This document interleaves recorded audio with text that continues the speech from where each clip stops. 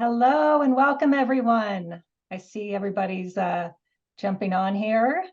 It's great to see everyone arriving. It's Webinar Wednesday and we're so glad you're here. Thank you for joining us for our speaker series, just giving everyone a chance to kind of jump in here. Really great. We're pleased to present today's webinar. It's personal, introducing BioIndividual Nutrition as a strategy for gut health. And we are excited to have special guest Julie Matthews with us today. Hi, Julie, welcome. Hi, thank you. I know we're all looking forward to hearing more from you, Julie, but let's cover a few things first and then we'll get started. So we are feeling the love right now, today especially, from our colleagues. I'm Maria Ackerman, CEO of BioIndividual Botanicals, and I don't know if y'all have noticed, but it's Valentine's Day. So we've decided to have some fun and infuse a little love into our time together today, and we are feeling it. Check out some of these kind words from our colleagues. We're so grateful. This is what fuels the work we do: innovation, integrity, knowing we've earned the respect of our industry partners, and ultimately empowering people to support their health. And we love it. So some of the people who know our products best are our sales reps. They talk about them every day. They share with our practitioner partners. They hear from our practitioner partners about the exciting results they're seeing. And of course, they use them themselves. So you can see a couple of our folks up there. So check out what some of them had to say. Celeste loves our Biocide and Throat Spray, as many of us do. I'm with her. I don't leave home without it. We're all getting ready to travel right now to IHS in New York, so I know we have it stashed in our bags. But Celeste, whose territory is in those northeastern states that get so icy and cold this time of year, so I know she's always happy to have her throat spray with her. GI Intercalm has stolen Tabitha Blackwell's heart, and I love how she describes it. It calms you from the inside out, and so true. Tabitha's territory includes states in the Mid-Atlantic and Great Lakes regions. And Stephanie Gachet loves our adaptogenic elixir biotonic. It is a favorite. I have it here right on my desk. I know a lot of people count on it for their daily afternoon boost. I love adding it to my coffee, our biotonic latte, and Stephanie's territory includes California, which is where our headquarters is located. She shares that great big state with Beth Gillespie, our West Coast Regional Account Manager, and Beth loves our Dental Side and LS, an oral rinse. So I'm with you on that too, Beth. I love the whole Smile line, and I know my mouth feels super fresh and clean after using Dental Side and LS. First, for you naturopaths, chiropractors, doctors, dentists, nutritionists, acupuncturists, those licensed professionals, we'd love to see you sign up for a professional account. We talk about this every webinar. I hope you've taken advantage of this. There's so many things to love about a pro account. First of all, we've made it really easy to do. And second of all, you'll be the first to hear about these webinars, summits, educational opportunities through our speaker series. You get exclusive discounts. We have patient direct to make it easy for you without the hassle of shipping. And my personal favorite is up there. That's Biocide Academy. Articles, videos, protocols, research, white papers, some of the best content in the industry produced by our marketing and clinical team. So even if you order your products through one of our amazing distribution partners, it still pays to have a free account with us. So check that out for sure. And then for our health enthusiasts or wellness lovers, we have put together some incredible information for you on something called Health Hub. We launched it on our website in late December. You can see it up there, full of great content, topics you care about: oral health, detox, immune support, gut health. There's a link in the chat. Go see it for yourself. Share it with your friends and family. It's super fun. You're going to find fast facts, video clips, blog posts, and we're adding stuff, you guys. We'll be eventually have checklists and all kinds of things that will just help you implement these things in your life. So you're going to see something that you love there. Okay, so let's get to our featured presentation today. I'm so pleased to welcome Julie Matthews, who will be discussing BioIndividual Nutrition as a strategy for gut health. Welcome, Julie. We're so glad you're here with us. Thank you so much. I'm really excited. Super great. Um, so Julie's a sought after speaker, and we're very fortunate to have her with us. She realizes that when it comes to diet, there is not a one size fits all. Her combination of education and clinical experience led her to develop BioIndividual Nutrition. It's a personalized approach to diet and nutrition, and she has used it with thousands of patients with incredible results. She has been featured on both broadcast and print media outlets, is a published researcher and an award-winning author, and she is founder of the BioIndividual Nutrition Institute. I'm also pleased to introduce Dr. Jocelyn Strand. She's our Senior Director of Clinical Education and Research. Hi, Dr. Strand. Hi, Maria. How are you? Great. So Dr. Strand and I are excited because we're both headed to IHS tomorrow. We get to spend the week there together and visit with our team and, of course, our incredible practitioner partners. So Dr. Strand is a naturopathic doctor who has led our superb clinical team, the best in the industry, in my opinion, since 2019. Prior to joining us, she was in private practice as a primary care provider through the Minnesota Board of Medical Practice. And like so many naturopaths, she saw that many patients who were dealing with GI issues, she discovered our products and found them to be game changers in the work she was doing. So fast forward, and she is now considered an expert in gut health. Dr. Strand monitors and participates in microbiome-related research, trains clinicians, and is a knowledgeable and respected speaker. You'll enjoy what she adds to today's conversation. Welcome, Dr. Strand. Thanks so much, Maria. Okay, let's go over our agenda. First, we'll hear from Julie. And here's a little fun fact. Julie is a close friend of Terry Herning, who appeared on one of our past speaker series webinars with Dr. Kurt Wohler. Terry's son was helped immensely by Julie's dietary guidance, and now we have her with us today to talk about her groundbreaking work. We love happy endings, and we also love the deep connections we enjoy with our integrative medicine community. Following Julie's presentation, we'll hear from Dr. Strand. She will present some interesting case studies that point to the power of including botanical supplements in a therapeutic diet. So as you have questions, please add them to the Q&A box. Our clinical team members are on hand. They're ready for you. They will hold some questions for the live Q&A following the presentation, and then they'll also be, in the chat answering live for you. So as always, we are recording today's webinar. Look for a replay link in your email by Friday.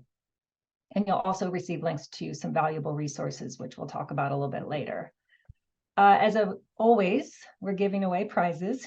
Since today's Valentine's Day, we couldn't resist featuring some of our famous couples in our prize packs, products destined to be together. So for our practitioner audience, one of you will be the lucky winner of a classic pair, GI Detox and Biocidin Liquid. So, and to ensure that Kiss Ready Breath, we're also including a tube of our Dental Cidin toothpaste. For our wellness community, our enthusiasts, we will give away a prize pack of all the products in our Smile category. That's the toothpaste, the oral rinse, and our newest product, Dental Flora Daily Oral Probiotics, just launched a couple of months ago. And we'll have the drawing after our speakers conclude their talks. So we hope you'll stay on for that. But for now, we're ready. We're ready for our main event. Julie, we're excited to hear from you.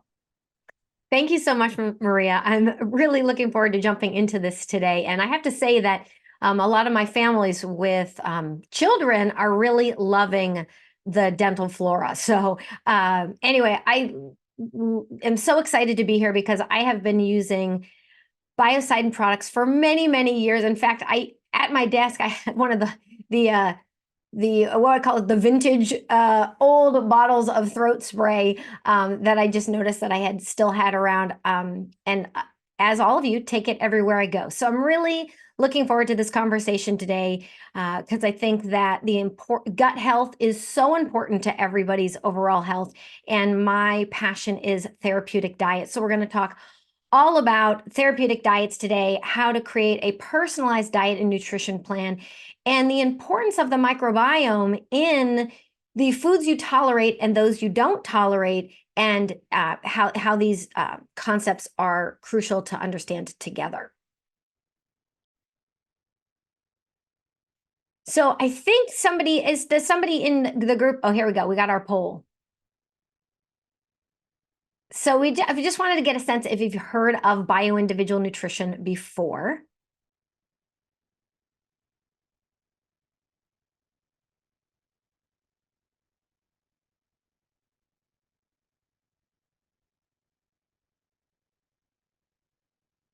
All right, I'm going to go ahead and just end the poll here. And it looks like it's a fairly mixed audience, which is great. About half have not heard of it, and half have, and actually about 17% of you are using it in your nutrition practice or as your own dietary approach. So welcome to everyone. As we'll get talking about, BioIndividual Nutrition is the personalized nutrition approach that I have created over the years of working with my clients and the families I work with. After about 22 years, I have really put together a methodology that I think makes it easy for individuals and practitioners to implement a personalized nutrition approach and utilize therapeutic diets.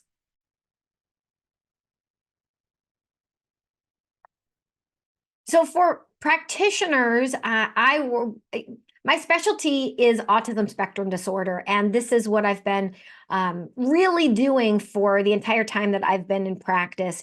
So I have a great passion for individuals, children, families with children with autism and a variety of different special needs. But my methodology, while it was born from that, really is about getting to the underlying factors that contribute, like gut health and the microbiome and all sorts of other things that we'll talk about today. And so I discovered early on that it wasn't only helping my clients with autism, but maybe their father with a GI condition, or their mother with an autoimmune condition or something like that. And so as I started to look at how it was addressing the underlying factors, and practitioners were asking for my help in everything I've done for all the years, I created a training program. So I work with practitioners that are working with a wide range of chronic disorders for all ages, as well as those who have a passion for children's health as well. And so that's my BioIndividual Nutrition Institute. I also work with families, and I'll share more at the end. Nourishing Hope is my organization that helps children and families really come up with a step-by-step approach to helping you create a personalized plan for your children and your family. So health and dis-ease, or any type of chronic condition, is really at the center of our genes and our environment. So this is where whatever state of health we have is going to manifest in the link between genes and our environment.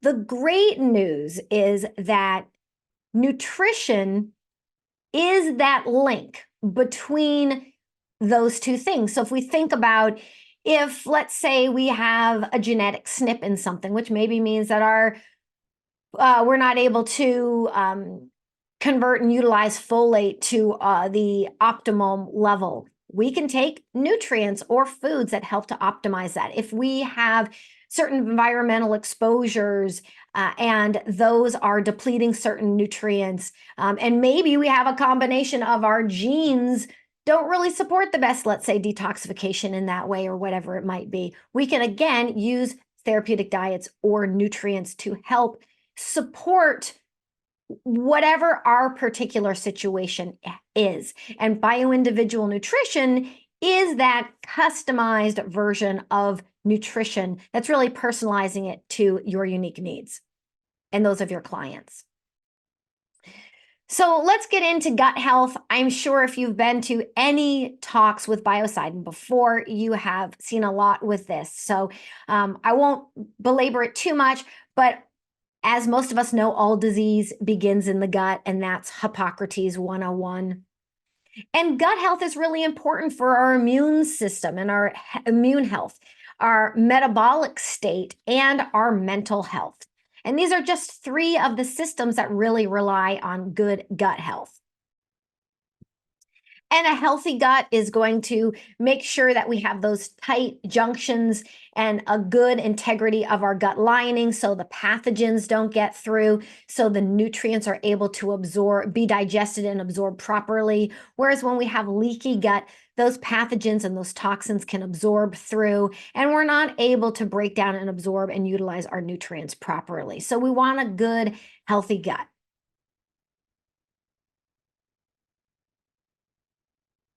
So why is this so important? Well, when we have poor GI function, then we're not able to break down and absorb our nutrients, for example, our protein that we need for things like growth and repair. We also can't digest and absorb our fats that are needed for every single cell of our body, including especially for our brain. We're not able to extract the energy and the nutrients and things we need properly and efficiently. When we aren't able to break down the food proteins into the individual amino acids, we can cause sensitivities and reactions and inflammation when they're not properly broken down. Our microbiome becomes imbalanced. We can get intestinal inflammation. Our microbiome is crucial to so many aspects of our overall health. And we can get a variety of digestive symptoms, including gas, pain, diarrhea, constipation, bloating, and all sorts of other things. So some of the conditions that can be associated with gastrointestinal issues are obviously digestive disorders, because that's going to be directly involved with the gut, but also things that are a bit outside of the gut, but are related because it's so important to overall health. And this can include autoimmune conditions, mental health conditions, and then various metabolic conditions as well. So therapeutic diets are really integral to gut health. And first reason is because that food is literally coming in contact with our GI tract the whole way through. So that alone is a good reason that we can see very clearly that our food is going to impact our gut. Various food intolerances, when we're intolerant to certain foods, that can cause damage to our gut. And damage to our gut can affect our microbiome, and our microbiome can affect our gut health. So those food intolerances can cause some real damage and dysfunction in our gastrointestinal system. And then our gut and our microbiome, when they're damaged, that can actually cause reaction to foods and cause those intolerances. So it's really a kind of a vicious cycle between the two of those, and each of them can contribute to the other. And so therapeutic diets can get right in the middle of that and improve gut health. And improve our microbiome and all of the aspects of our health that can cascade from there. This is one of the reasons I'm really passionate about therapeutic diets, because it's a direct way that we can intervene with our gut health, and we can figure out what we might be reacting to. So I want to talk about one of the studies that I was a co-author on. We did another randomized controlled trial on a variety of nutrients and therapeutic diet for autism. But this particular study was just published in the last couple months, and it's on the use of 13 different therapeutic diets for autism. So I thought this one would be a particularly good one to highlight for our conversation today. So this was a paper that I wrote with my mentor, Dr. James Adams, and we looked at 13 different therapeutic diets, and you can see them all listed here. The blue bars are the overall benefit, and the orange bars are any adverse effects. And the way that the rating scale worked, it went from, for the overall benefit, it went from 0 to 4. So 0, no benefit, 4, great benefit. So the average diet, you can see the diets ranged, between 2 and 3. And so it was 2 was moderate benefit, 3 was good benefit. So all of the diets rated from good to moderate benefit. And you can see here that, I mean, I don't think we need to get maybe too much into exactly which diet was necessarily the best in overall benefit. We also broke out the diets based on which diet improved a variety of different symptoms, and we looked at 24 different individual symptoms. So there's a lot of ways. We looked at about over 700 data points. So I've spent literally hours talking about the details of the study. So for today, we're just going to hit some of the highlights. Doesn't mean that the healthy diet is the number one diet that everybody has to do and it's better than the others. It really depends on a combination of what the person's symptoms are and other aspects like that. But just to jump into some of the data, a healthy diet, a Feingold diet, which is a diet that is free of food additives and low in a compound we call salicylates that I'll talk about more later. A food avoidance diet based on IgG and IgE testing, a low sugar diet, a food avoidance diet based on observation, the GFCF or the gluten-free and casein-free diet, which is going to be, we'll talk more about that, the specific carbohydrate diet, the ketogenic diet, corn-free diet, casein-free diet, paleo diet, soy-free diet, and gluten-free diet. So you can see that these diets had a high overall benefit and a very low adverse effect. And when we actually did a study, and in the survey, we actually looked at various psychiatric and seizure medications, as well as different nutraceuticals, and as well as therapies, and actually found that therapeutic diets were significantly higher in overall benefit and significantly lower in adverse effects than medications. The medications that were looked at were. So they did very, very well. The diets were even significantly higher than nutraceuticals or various supplements, which I thought was really interesting as well, although equally wonderful in having a very low adverse effect. So I think they're both wonderful additions to include in an overall plan.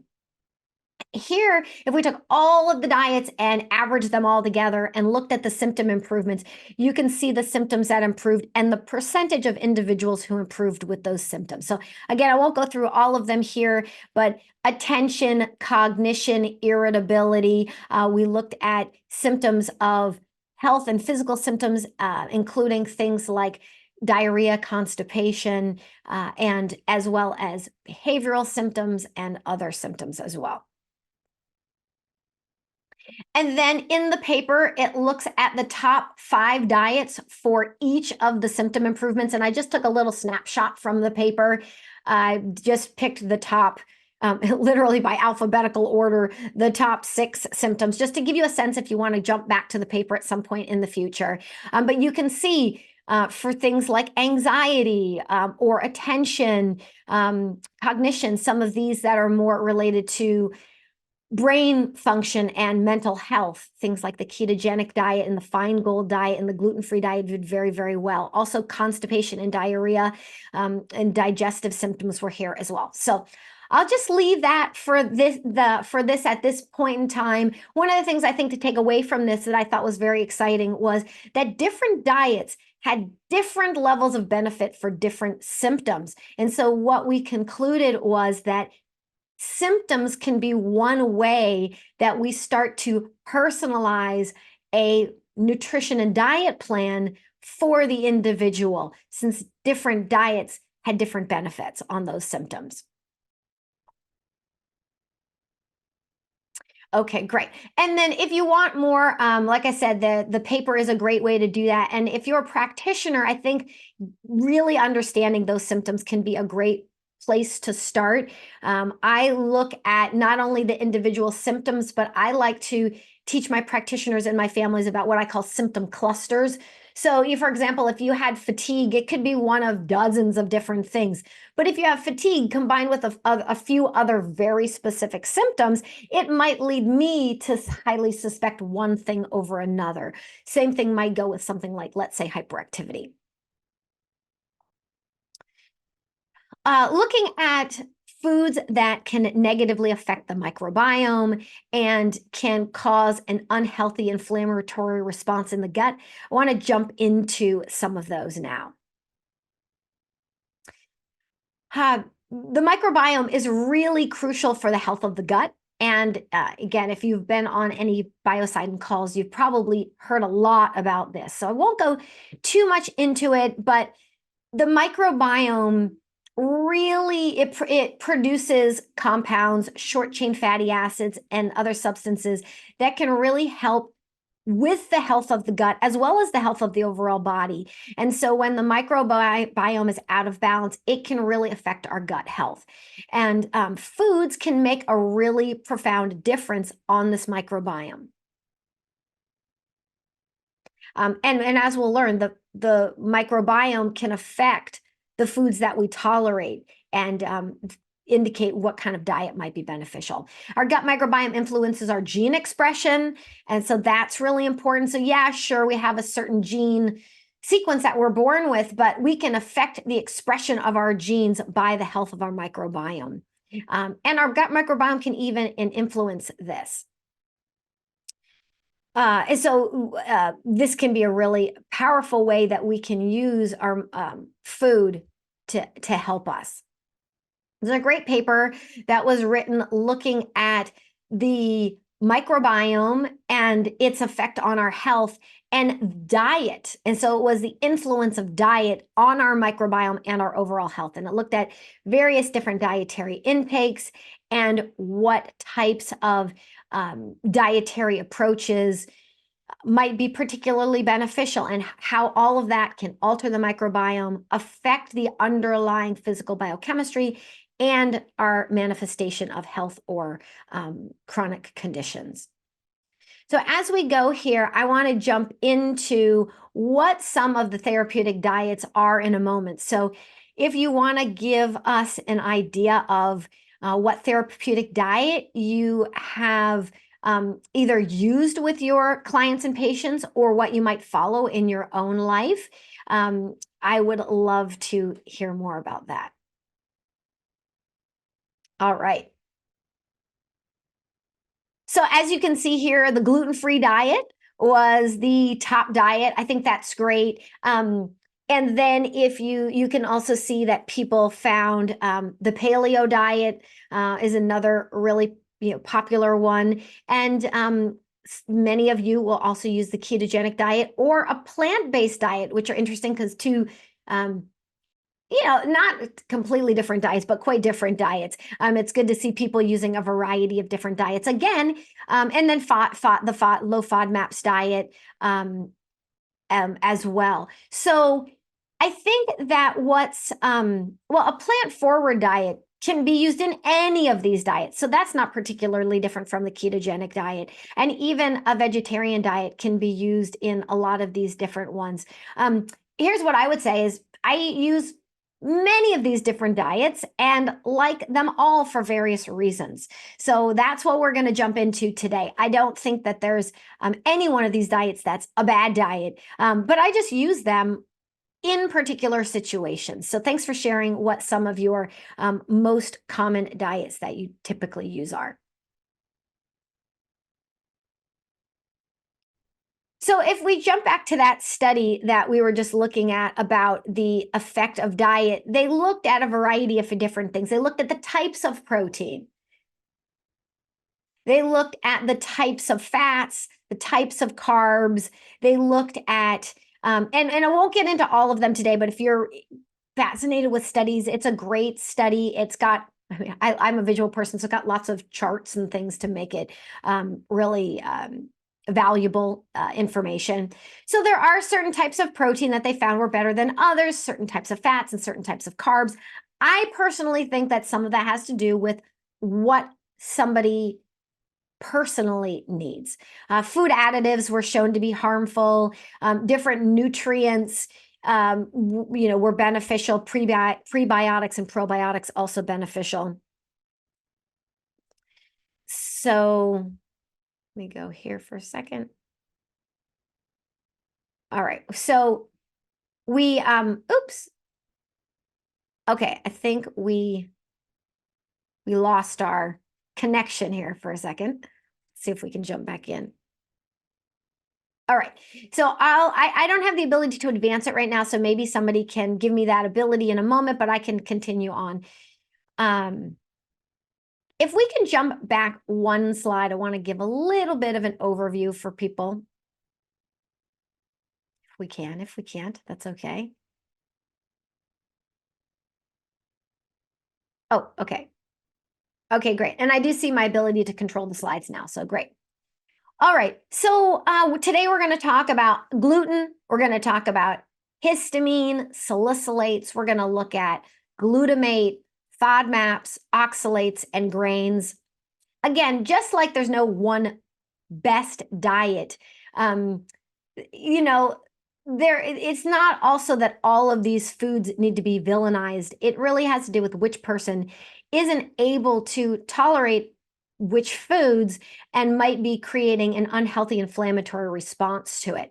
And we're going to talk about how the tolerance of these foods can be affected by the microbiome. Tolerance can also be affected by underlying biochemistry, nutrient deficiencies, a variety of the health of the gut in general, the immune system, genetic predispositions, all sorts of different things. And so environmental factors. So we're going to today just focus in on the microbiome piece of it, to just realize this is one piece of the puzzle that I would use to help somebody figure out maybe which diet might be the most beneficial or which combination of diets might be the most beneficial. So gluten is the protein found in wheat, rye, barley, spelt, kamut, and a variety of other grains, including triticale and commercial oats.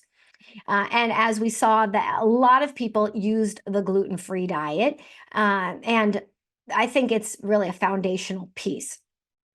So dysbiosis can increase leaky gut. We were looking at that earlier, and it can contribute, that leaky gut can contribute to gluten intolerance. Gluten can also trigger zonulin, and that can create leaky gut. And so you can kind of, again, get this two-way cycle with gluten. Gluten, I find in my practice to be one of the most problematic substances, and that's probably why many of you rated it by far as the top diet. And I know that we only gave you an opportunity to pick one diet, and we only picked a few of them to start with. So I understand that some of you might use more than that as well. There's also other food sensitivities, dairy, soy, corn. As you saw, we talked about them in our study. Interestingly, the combination gluten-free and dairy-free diet in our study did better for individuals than the gluten-free diet alone or the dairy-free diet alone. So I thought that was really interesting. And also what it was interesting is that a corn-free diet was one of the top 2 diets at improving diarrhea and constipation, which I thought was pretty fascinating because we don't often hear that much about corn-free diets. I mean, some of us do, but not that it was one of the very most beneficial diets for individuals for those 2 symptoms. So I thought that was good data as well.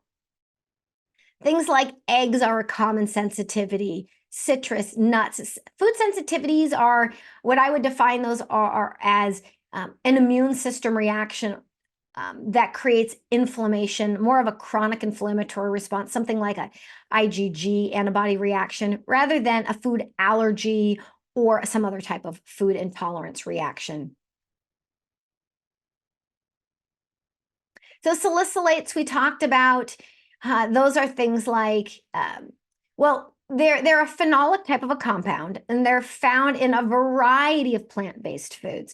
And a lot of good, healthy foods. This is why it's not just that, oh, these foods are bad, since it was the second best rated diet and overall, and actually one of the top diets in about 6 of the different symptoms. The thing is, there's a lot of really good nutrients and qualities to these foods. And so it's not as simple as just, oh, avoid them for everybody. It's a combination of somebody might need this diet, and they might also want to work on addressing the factors that are underlying their intolerance. One of them potentially being dysbiosis. That's because pathogenic bacteria release phenolic toxins, and they can deplete the deplete sulfate and kind of overwhelm that sulfation system, and that means that that body uses that sulfation to detoxify salicylates, and so this can cause a salicylate intolerance. Again, there are other reasons for it. That's not the only one, but for our purpose of our conversation today, this is one that I do think is important to be aware of. And they're found in foods like berries and apples and grapes and almonds and honey and tomato sauce and ketchup and wonderful herbs and spices as well, unfortunately. So it's something to be aware of. And then looking at things like amines. There's different types of amines. Phenolic amines are phenols similar to salicylates, so they can have a similar response and have an ability to be detoxified properly because of that same reason with salicylates, being that the pathogenic bacteria give off those phenolic substances that the body needs to use its good sulfate and sulfation in order to neutralize, and that can cause reactions to amines. And that's found in a lot of cured meats, canned foods, particularly canned meats and fish, bone broths, fermented foods. Again, wonderful foods that I do really like, particularly the bone broths and the fermented foods, but some people just aren't able to tolerate them. Another type of amine is histamine. Histamine is not a phenolic amine. It works on a different system. Foods that are high in histamine often are high in other amines as well, but histamines have their own set of challenges. And there are bacteria that produce histamine that can contribute to histamine intolerance. And histamine intolerance is this kind of too much histamine for what the body is able to process. And that can cause an intolerance to similar foods, but also foods like chocolate, red wine, and other foods, as well as foods that aren't necessarily high in histamine, but that can also trigger histamine to be liberated. Glutamate is in many of the same foods as amines, so the fermented foods, bone broths, things like that, but also soy sauce, yeast extracts, MSG, those types of foods. And dysbiosis of our beneficial bacteria, so a decrease in some of the good bacteria like lactobacillus and bifidobacterium, they contribute to a reduction in GABA and an increase in glutamate, and that can impact our tolerance to glutamate in our food supply. And FODMAPs. So there are a number of you that are well familiar with the low FODMAP diet and use this diet. There are different FODMAP categories, and when you see the handout that we have for you at the end, I go more into some of the categories, but because some people are sensitive to some categories and not other categories. So those are going to be things like beans, onions, wheat, almonds, like almond flour, mangoes, Brussels sprouts, lactose, honey, small intestinal bacterial overgrowth, which means dysbiotic bacteria in the small intestine can cause, as the name implies, an overgrowth of bacteria in the small intestine can cause reactions to these fermentable carbohydrates. So FODMAPs stands for an acronym of various fermentable oligosaccharides, disaccharides, monosaccharides, and polyols. And so these foods are something that some people really have a reaction to. Oxalates are, I was going to say one of my favorites. They're not really, I don't know why. When I say a favorite, it's because they're so little understood outside of kidney stones. And so I guess they're a favorite for me to share with you, along with the salicylates and amines, which I feel that a lot of people also are not as familiar with. So oxalates are these ions that create these they're these sharp crystals that can create a lot of inflammation and oxidative stress in the body. They are often found in what we deem, quote, superfoods, like spinach and chia seeds and, some of the, buckwheat and other foods like this, because they are high in a lot of nutrients, including a lot of calcium. One of the challenges is that they're also very high in oxalate. And these oxalates can, like I said, create a lot of inflammation. They can also disrupt the mitochondria, create damage, create challenges in the gut, all sorts of challenges. And actually, there was a really interesting study done on autism, which was really a groundbreaking study because it was one of the first studies that looked outside of kidney stones. And so now we're getting a lot more information on how oxalates can be a problem. So oxalates, one of the things is that oxalates kind of often require a variety of different factors. It can come from the diet, but you can also produce them inside the cell. But let's put endogenous aside because we don't really have capacity for our conversation today. And I want to focus it on the gut. So antibiotics can really disrupt and wipe out our beneficial bacteria, and actually really some of the strains that help to break down oxalate. And some studies show that it can be difficult to repopulate a few of those key strains after that happens. And so when the gut is leaky, maybe we have these microbes that are pathogenic. Maybe we don't have enough of the good bacteria. This can cause oxalates to build up in the body and cause a condition of high oxalate.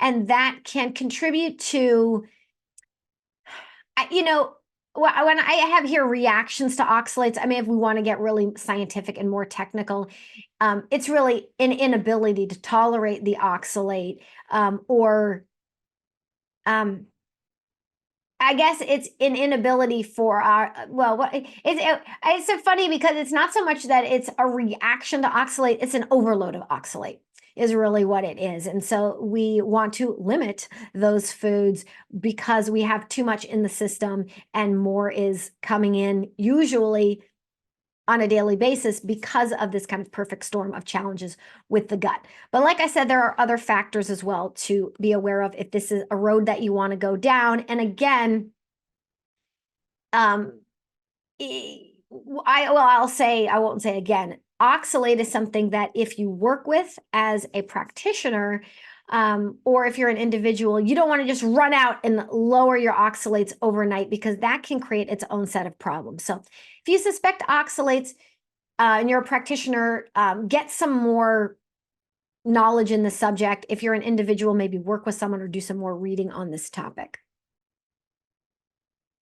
Disaccharides and polysaccharides are found in things like grains, like corn, potatoes, starches, and then some of the disaccharides and things in sugars, sucrose, lactose. And dysbiosis can harm our gut, and it can negatively affect our ability to digest, break down, ferment, and process these disaccharides and polysaccharides. And this can create an inability to tolerate them. So those are some of the diets the food compounds and some of the diets that are associated with them. So for example, with disaccharides and polysaccharides, looking at diets like the GAPS diet, the specific carbohydrate diet, even diets like the paleo diet that some people had mentioned earlier is a good way to go. I'll just go, I didn't talk so much about the diets as much as I did the compounds. So oxalates might be the low oxalate diet, but also there are, like I said, other principles to be aware of with most of these diets, particularly this one. But we also want to look at how to resolve the underlying factors, the dysbiosis being one of them. What's interesting with oxalates is that oxalates can damage the microbiome. So it's not always as easy as putting good probiotics in. We often have to look at what other factors might be at play. The low FODMAPs diet for FODMAPs. For amines, glutamate, salicylates, there's a variety of low salicylate, low amine, low glutamate diets. The Feingold diet being one of them, but are others for salicylates and these amines as well. Low histamine diets and other names for diets. So that's a little bit about some of the corresponding diets. Again, your handout will go into more on the food sources, the diets, and how the relationship with the gut and the microbiome. So in our last bit of time here, let's just go into bioindividual nutrition and what that's about. So this is really about customizing diet and nutrition to the unique biochemistry and underlying needs of the individual person. And the reason that personalized nutrition is so important is, well, a couple things. One is over my many years of working with individuals, I discovered that was the best way to help them. So, there's always the diet of the day or the diet of the year, right? So when I started, it was like the GFCF diet, and then it went into the specific carbohydrate diet. Then everybody was doing the paleo diet. And then, there was this diet and the that diet. The ketogenic diet's really popular today. And I realized that as people came into my office, some would say that diet really helped them. Other people would say that whatever the diet was made things worse or didn't help them. So what I did over the years was to figure out what diet helped which person and why. So I made just a list of the symptoms it helped with, the underlying conditions of those people, the symptoms that they had, what their diet looked like, what other factors were involved, to figure out how to personalize their therapeutic diet and nutrition and nutrients based on what was going on for that individual. And so that's one of the things I teach people is, my personalized nutrition approach after all of this time of gathering all of this data. But let's just back up a second, and I'm not the only person that's realized a personalized approach is beneficial. We look at, generally speaking, a personalized approach. There were some really great position papers that were written. One of them looked at personalized nutrition and found, they quoted that macronutrient, micronutrients, and non-nutrient recommendations can be optimized to the individual level depending on a person's biological characteristics and specific goals. And another paper that was put forward by the American Nutrition Association looked at personalized nutrition and said that personalized nutrition holds tremendous potential to improve human health. And they said that biochemistry, metabolism, genetics, and microbiota contribute to the dramatic inter-individual differences observed in response to nutrition, nutrient status, dietary patterns, timing of eating, and environmental exposures. So a lot of the things that we've been talking about today. When you do a search in PubMed on personalized nutrition, you can see the dramatic rise in the search for personalized nutrition and the results. This is particularly the results that are done when you do a search on it, and how many studies look at this. So our study was published in the Journal of Personalized Medicine, and really looked at, obviously, the use of all of these different therapeutic diets in a personalized strategy. So a little bit on personalized nutrition. It's even essential for identical twins. So even our genes alone does not determine the diet that we need. So when they looked at, in this really famous study called Predict 1, they found that even in identical twins, only 50% of blood sugar response was associated with genetics. Less than 30% was attributed to their insulin and triglycerides. More important factors were things including the microbiome. And in this study, they found that even twins only share about 50% of the same microbiome. So the microbiome influences our metabolism of carbohydrates and fat and even our weight. So looking at our microbiome is essential. Looking at our personalized nutrition approach is essential. And it's going to be different for every person, including identical twins. So I help teach people how to think, not what to think. So every intervention is customized to the bio-individual needs of the individual. It starts with an intake form, including a symptom questionnaire that goes into about, almost 100 different symptoms and questions to help determine which dietary approach might be best for that individual person.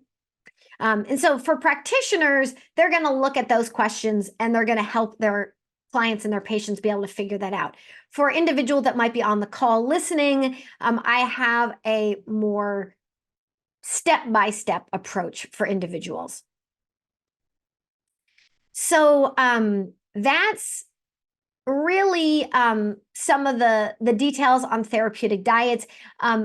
We talked about some of them that were used in the study that we did, which doesn't include all the diets that I use. Some of the diets that I use weren't in the survey, and some of the diets were in the survey, but we wanted to make sure they reached a threshold that would really have some statistical power to them. So some of them just were a little bit short of the threshold that we had. So we didn't report on them in that particular study. So some of the ones that I really like to use with individuals are the gluten-free, casein-free, and soy-free diet, a low salicylate, low amine, low histamine, low glutamate diet, a low oxalate diet, low FODMAPs, SCD and GAPS, paleo, also autoimmune paleo, a ketogenic diet, intermittent fasting, elimination diets, rotation diets. These are some of the diets that I'll use, and I will also combine these diets together as well. There are sometimes underlying factors that will determine that more than one diet is beneficial for an individual. And so when I'm working with somebody, I might use a combination of a variety of different diets. And I want to just bring it back to there are conditions associated with these GI issues. And yeah, sure, condition can tell us some clues that can be helpful when we're determining a dietary approach. However, I do not look at choosing a diet based on a condition. So I would never say, okay, you have X condition, that means you need X diet. And this I think is important because there are a lot of times out there that someone will say that this is the diet you use for this condition. And for me, I don't do that. I look at the unique biochemistry, the underlying factors, and the different symptoms that they might present with. So today I'm just going to mention these to you. We don't have time to dive into each one of these. Their antioxidant capacity is important. Your methylation, your transsulfuration, your sulfation capacity. We talked a bit about sulfation. We didn't get a chance to talk about some of those other pathways that require different nutrients and different factors. And fatty acid oxidation, glucose regulation, mast cell activation. These are some of those biochemical factors. Also looking at other underlying factors outside of that biochemistry, things like gut health, microbiome. Of course, these can contribute to biochemical factors as well, but I'm kind of breaking them out for you. In addition to gut health and microbiome, mitochondrial dysfunction, immune function, metabolic function, and an unhealthy inflammatory response. This biochemistry and these underlying factors can be affected by additional things like nutrient deficiencies, genetics, certain foods.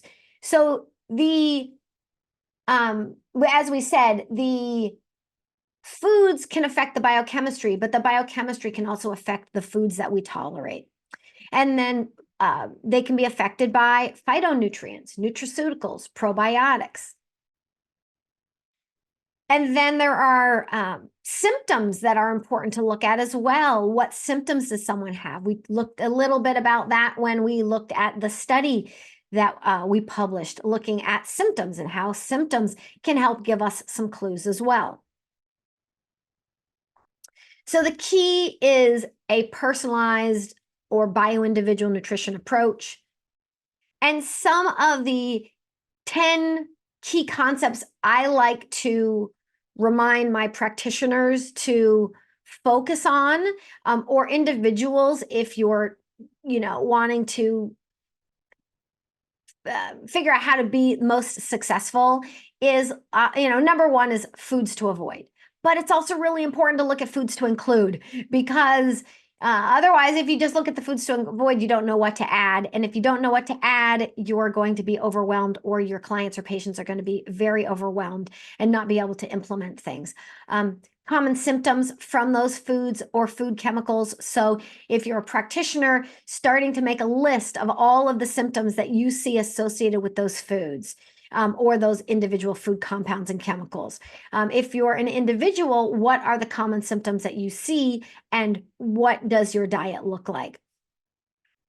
Having some sort of implementation guide for the diet. So if you're a practitioner, having one to share. If you're an individual, looking for ways that you want to implement things.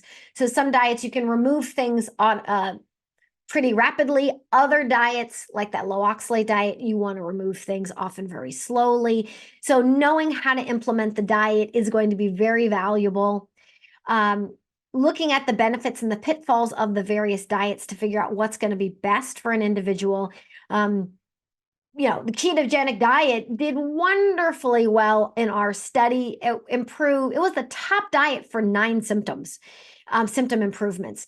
The challenge with it is there are some pitfalls to it. And so it might not be the best diet for an individual, depending on what's going on for them. Again, all diets have benefits and pitfalls, so I don't mean to call out that one diet, but I like to look at scientific referencing, look at the science that's available and out there, and what the clinical application has been for these. And that's something I am always sure to include when I'm teaching practitioners. If I, as a practitioner, it's important for me to see what evidence is out there. Looking at supplementation support. So some diets are not just about diet. It's looking at how do we get off of the diet? And this is a lot of things that if you say, oh, I want to learn more about, X diet, a lot of times they won't tell you how to get off the diet, just how to do the diet. And in some ways that's fair and reasonable. But if you're a practitioner or you're an individual, you might want to learn how to improve the underlying conditions. I would want to know how to do that so that you can loosen up on the dietary rules at some point in time. So I like to look at, are there supplements that can help support those underlying conditions? We're going to talk today about biocidin, for example, and how that can help with the microbiome. Maybe it's certain nutrients that can help support the pathways that help to do it, help to reduce the unhealthy inflammatory response and improve the underlying conditions, and other lifestyle factors that really can contribute to reactions. I like to look at when to use the diet, when to combine it with other diets. So these are all things that I provide my clients when I'm working with them, and that I share with practitioners that want to get further training in what I do. So that brings me to how I can support you further. So if you want more on my work with autism, particularly for families, although all of my nutrition work on autism, ADHD, and children's special needs is housed on nourishinghope.com.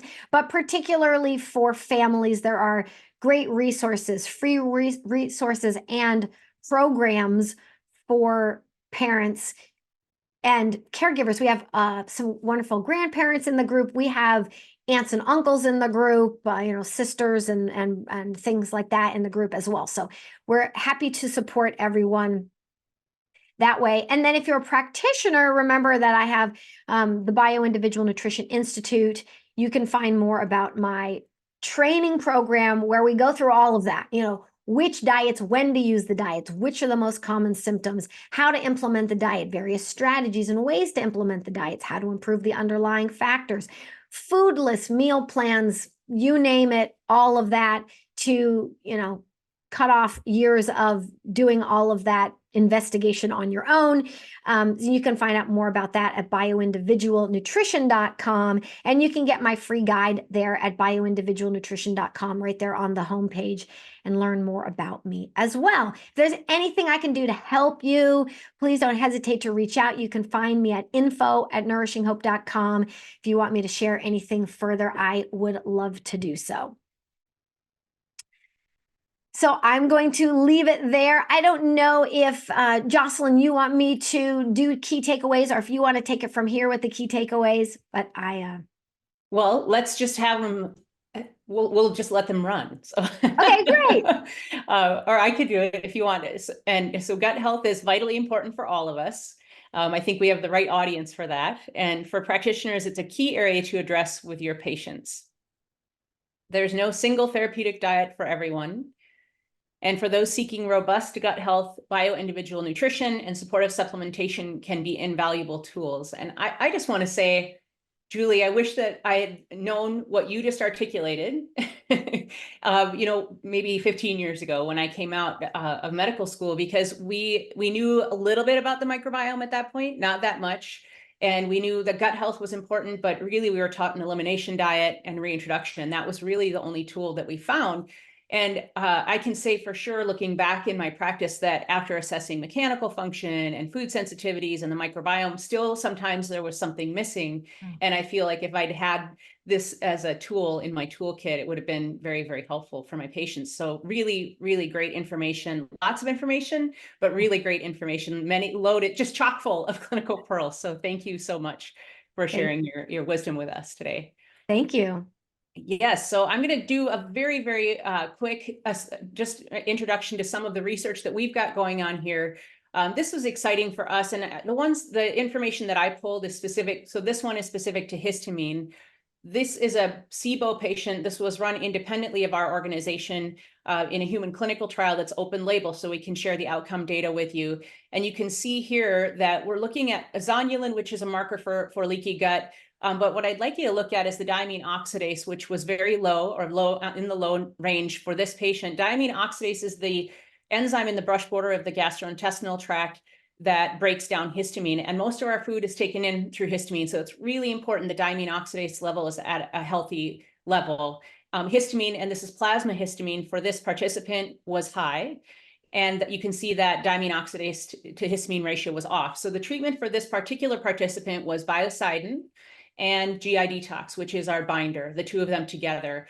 And what you can see, and this particular person was 3 months, and I'll show you why I pulled this person, even though it was a little bit longer therapeutic, you can see that the diamine oxidase came right up into the normal range. So why is that happening? We think it's happening because we're working to balance the microbiome.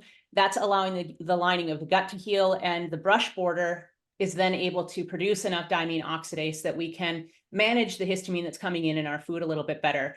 And you can see here too that histamine came way down, and that look at the correction in the ratio of the two is pretty profound for this person. And we did see this repeated in a number of participants. What I wanted to show you, this is the same participant. Now, Julie didn't talk about lipopolysaccharides, but just to get it in a nutshell is that this is a highly inflammatory, immune activating compound in gram-negative bacteria. When we have dysbiosis, lipopolysaccharides or LPS antibodies, we tend to see them go very high. In this particular patient, all of the different antibodies, so the ones produced in the gut, the ones that are traveling through our system, the initial response, all of those were elevated in this patient. And in fact, LPS IgG was off the charts, way off the charts. And what we saw, again, same patients, so remember biocidin and GI detox, we were able to see the antibodies, LPS antibodies, drop way down into the normal range, IgG below normal. I think what we're seeing here is that, again, immunomodulation. So we start to see things swing and improve. I would imagine we would see this continue to improve over time. And then last little bit of research to share with you. This is full genome sequencing. What we were looking at, 13 participants, and this is GI testing. And we were able to establish that there is no change in beneficial or the beneficial microorganisms. In fact, there was an increase in beneficials, not statistically significant, but overall a small increase in beneficial microorganisms when working with biocidin or botanicals. And the beauty of that is that you're not like what you talked about earlier, Julie, where some antibiotics may come in and wipe out some of the beneficials. We don't tend to see that, at least in our pilot research. Is preliminary research, and again, not making any claims here, but just sharing the outcome of our data as well. So just very quickly, biocidin, it's our flagship product. It's been around for 35 years. Is that right, Maria? Now 35? Yes. We're in our 35th year. Yes. So long track record of safe use and effective therapeutic use in a clinical setting. It is a combination of 17 botanicals and essential oils, helps to balance the microbiome, helps to dismantle biofilms, has immunomodulatory effects, and addresses inflammation through multiple activities as well. So working again with healthy immune function. GI detox is our binder. If you don't know what a binder is, just very quickly, it binds what's in the gut so that you can excrete it, or so that it's excreted in stool, and so that you're not reabsorbing it, and the liver has to do all of that work again. So in particular with food sensitivities, histamine, amines, oxalates, those things are also absorbed, and there's research showing that some of the ingredients in GI detox will absorb those things. And so especially histamine, there's good research on that. So just knowing that could potentially, and this is what I think we see as clinicians too, is this can bring some pretty significant relief for people who are experiencing any kind of gastrointestinal upset. Okay, we do have this BioClear microbiome detoxification program. If you're interested, it comes with a nice pamphlet to help you navigate the use of microbiome detoxification. And I'm going to keep moving so that we get to the Q&A, which I think is what most people are interested in at this point. So wellness professionals today will get the gut-brain access protocol. This is typically only available to people with an account on Biocidin Academy, or with a BIOS account with us, a professional account with us. We are going to share it this time, but if you want access to all of, I think we have about 20 different protocols right now. Those are behind a firewall on our website. You have to have a practitioner account in order to access those. Everybody here, including the practitioner therapeutic diet guide that Julie initiated. We worked on it together, and I think it's a beautiful resource for practitioners. And also you'll see a diet for eating right to support a healthy microbiome. Those are two very different things when you look at them. And so just to be aware, sometimes, and I think someone even put in the chat or the Q&A, sometimes foods that support a healthy microbiome may be aggravating, such as berries, right, Julie? So it's just something to be aware of if you're a consumer and looking to navigate all of this. I would really encourage you to work with a practitioner who's very fluent in this information as well. Okay. We do, for practitioners, we have clinical consultations. We can, whatever your needs are, to get familiar with our product line, to talk about therapeutic diets, to talk about a particular case. We have a clinical team that's here to support you. We have a handful of practitioners, naturopathic doctors, chiropractor. We have nutritionists. We have a handful of, we have a great clinical team. I'll just leave it at that. The best in the industry, right, Maria? That's right. That's right. Hey, Dr. Strand, real quick on the clinical consultations, because I love to emphasize this because it's very unique in this professional supplementation industry. What do you find that practitioners gain out of these consultations? Like, what are some? I think, well, so I haven't done them for a few years, but I will say that when I was doing this, a couple of things is to get really confident in how to use the product line to the best of their ability. Because when you can slide this in as a tool in your toolkit, it's extraordinarily, this is my own experience and it's why I'm here, is because of what I saw in my clinical practice using this product line. And so if you can get fluent enough and comfortable enough with how to initiate the use of the product in your practice, I don't think you'll be sorry. I think you'll be very grateful for the ability to affect the outcome that you often see with this product line. So that's I think the first thing is just that first step for all of us, that first hurdle, just get in there and do it. Yeah, and they get to ask questions live. This isn't a recording. Right. This is like you show up with one of our staff members. It might not be Dr. Strand, but we have, I don't know, 4 or 5 other doctors on staff or practitioners. So it's I just can't emphasize enough. If you're here every month with us, you've heard me say it. It's incredible resource. Yeah. Thank you, Maria. Let's see here. Okay, so Q&A. Are we there? We're there. We have a lot. Okay, let's we take have a lot. couple. We have an incredible response today. I'm so excited about this because, of course, we talk about gut health all the time. We're the experts. We've been doing this before gut health was a cool hashtag. I mean, really. So let me just pick a couple here. Julie, I'm going to ask you this because I had one of these. So if you're working with children, families with autism, ADHD, some of these challenges, how do you deal with children who are picky eaters? That's an important one. I learned really early on that if they wouldn't eat what I put in the plan, then we weren't really going to even get to step 1 there. So I like to think about being a detective and figuring out what it is that your child likes and doesn't like to eat. So let's say you're trying to make their diet better. You find that they eat, like often kids have a texture challenge, and that's actually particularly true with autism. So if you find that they like crispy and crunchy things, then I like to try to get creative with, okay, can I make carrot potato chips, literally like chips, but with carrots, or rutabagas or parsnips or whatever kinds of sweet potatoes, whatever you want. Some of them you can buy these days. Some of them you have to make. So it just sort of depends on your capacity. Or kale chips or anything that can maybe make that food crispy and crunchy is a good way to go. I like to try to add new things before I remove other things. So someone wanted to try a gluten-free and dairy-free diet. If they like pasta, work at finding a gluten-free pasta that you can cook the right, you don't want to overcook it until it's mushy, cook it to the right texture, get it in the new diet before pulling things out. That can really help. So like a new bread, a new pasta, a new pizza, whatever those things are, maybe a new dairy-free cheese for the pizza. So if you can add things in before removing things, that can be somewhat helpful.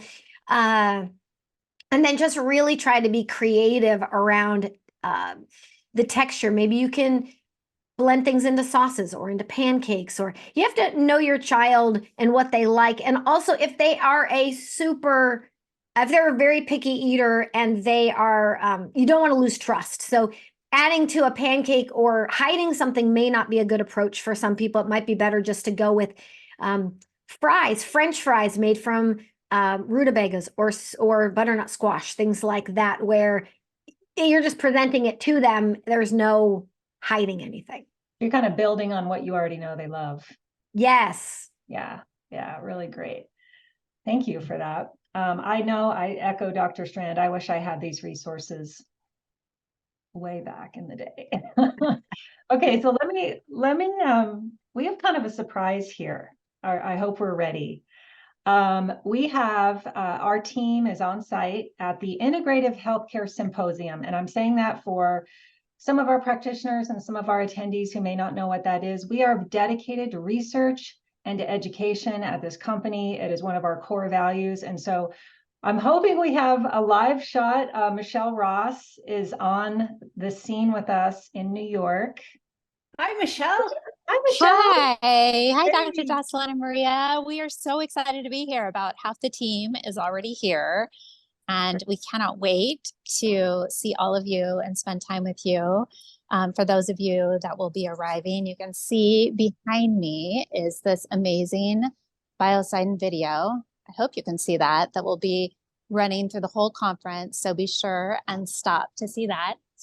Our booth will be, you can see all the hustle and bustle has already begun. So our booth will be in the exhibit hall, and we look forward to sharing samples with you, seeing familiar faces, meeting new people, sharing all of our amazing resources. Yeah. And I just want to echo what Maria and Dr. Jocelyn mentioned. Please, if you're not going to be here, or if you are going to be here, don't hesitate to schedule clinical consults. I waited several years before I did that product and clinical training, and I really regretted it because I learned so much in that hour. So if you haven't scheduled one of those, I encourage you to do so. And we just feel absolutely honored to support you with caring for your patients. Oh, that's so great. Michelle, I want to call out too that you helped create that document, that you and Julie basically created that document together. So thanks, Michelle. It's gorgeous. And let everyone here know that Michelle is one of the people that does the trainings on our team. So she is an incredible wealth of knowledge on, especially on complex, chronically ill patients. So great. Yes. Thank you, Michelle. I can't wait to see you tomorrow. I can't wait to see you. Bye-bye. Thanks, Michelle. Bye.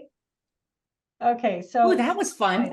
Yeah, that's gorgeous. It looks great. I feel like we have a full production TV. I think we should start a TV show on gut health here. Yeah, and Michelle's a clinical nutritionist. She's a master's level, I believe, IFM certified.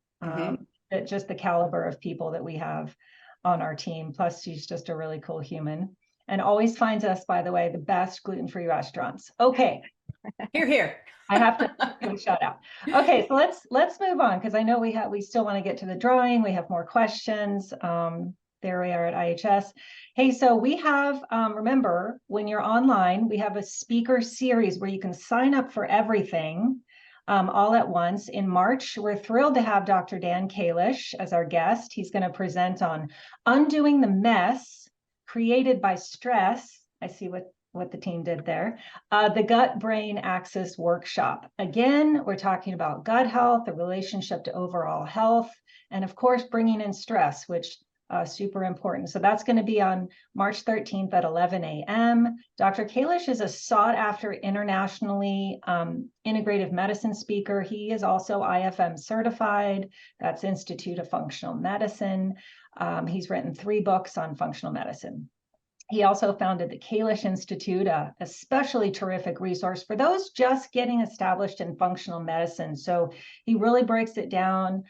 He has modules, easy to follow and learn. He's trained over 7,000 practitioners in how to build a successful practice. So join us for that. You don't want to miss it. Go right now, select the box and register so you get our reminder emails.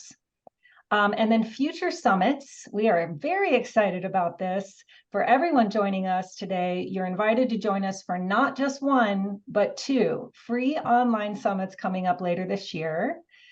July 17th and 18th, we will host a summer summit on women's health. And I've already seen a lot of the speakers life-changing. Please register for that as soon as that's available. And then October 16th and 17th, we'll host an oral health summit. So the first day of each summit will be for healthcare professionals. The second will be for healthcare professionals also, and their patients, all wellness enthusiasts, anyone who wants to learn. So we're excited about both of these events, and we're putting them together now. We have an amazing group of speakers and resources for you. It's one of the things that just, we got rave reviews last year. We provided a robust amount of resources, so you're not going to want to miss that. 2 summits, 2 days of education for each. That's 4 days, resources, interaction, Q&A, save the date. You're definitely going to want to be there. Okay, let's do our giveaway. So speaking of the dynamic duo, GI Detox and Biocidin, and our entire oral care line. So first, the prize for one of our wellness professionals, we're going to give away that duo I spoke of, and then toothpaste. So our winner for our professional this month is Mary Abharian. Wow, I'm so sorry. So Mary, our team is going to reach out to you. Congratulations. And then for our wellness enthusiasts, we're giving away all 3 products in our Smile category. What's not to love about that? Our brand new dental flora, dairy-free for people who asked about that. And it does actually mention that on the back of the bottle. So you're going to get that. You're going to get our toothpaste, our oral rinse. And that winner today is Susan Taylor. So congratulations to you both. Very exciting. And so for everyone here, we don't want you to go away empty-handed. We want to share the love. We're giving everyone a 15% discount when you place an order in the next 2 weeks. You can do that on our website, biocidin.com. Use the code 24FebWebLive to receive that discount. It's just our way of saying thank you and happy Valentine's. Okay, let's go back to these questions because we have a lot of open questions. We're going to try to get to as many as we can. Let's see. Jocelyn, do you have any right off the bat that you saw? I think if we could frame a certain question, it would answer a lot of what's in the Q&A. So maybe a lot of questions people are asking, how do you test for oxalates? How do you test for salicylates? How do you know how do you start with that roadmap to determine which direction to go? Do you test for food sensitivities? And so I know that's a huge can of worms, right? But if we could give the practitioner or the people listening a nutshell of sort of where you might start on that road. Yes, great question. It depends on the diet and whether there's good testing or not. So, for example, oxalates has pretty good testing. Salicylates doesn't really have good testing. Just a quick off the top of my head answer. So it kind of depends. For practitioners, they're just going to want to learn what's the best way to determine it. Do you want to go based on symptoms? Do you want to go based on labs? What's some of the best ways to kind of figure that out? For interesting with food sensitivities, on the study we did IgG and IgE testing and observation, and they both did well in different ways. So if you can observe what's going on, that's a great way to go if you don't have the ability to do testing. One of the little challenges can be that some things are not as immediate of a response as others. So that was where it can be a little, again, it's where if you're a practitioner, knowing that some compounds you can see quickly a response, some it's really a buildup and it's going to be hard to see. So I would say for practitioners, it's kind of building up that knowledge base a little bit to figure it out. For individuals, maybe start with observation and then seek out some extra help based on maybe where you want to get more data. Yeah, that's great. A great response. And I love that. I know for me anyway, just avoiding histamine and seeing how people feel, like that can tell us a lot. It doesn't necessarily have to be that you get your histamine levels tested. So great point. Great point. So to me, dietary testing is another form of testing. Thanks for mentioning that. I think one of the things is if you're picking from 15 diets, it's hard to do a dietary trial on all. But like you said, if you have a suspicion or you're looking at your diet and it's high in something, sometimes a dietary trial can be a good way. Yeah, thank you. I know we always get questions on testing, and I love both of the approaches here because that can also get expensive and time consuming and hard to follow. So is there, let's see here. What's the best way to determine issues with sulfation? Is there a specific like dietary, as you call dietary test, or is there a genetic test, or what is the correct test for that? Yeah, good question on that one. That one does not have a good test for it, unfortunately. I mean, there are tests, but I'm not a fan because you have to take certain compounds and, so for determining sulfation, that's another one where I would probably do dietary trials to get a sense.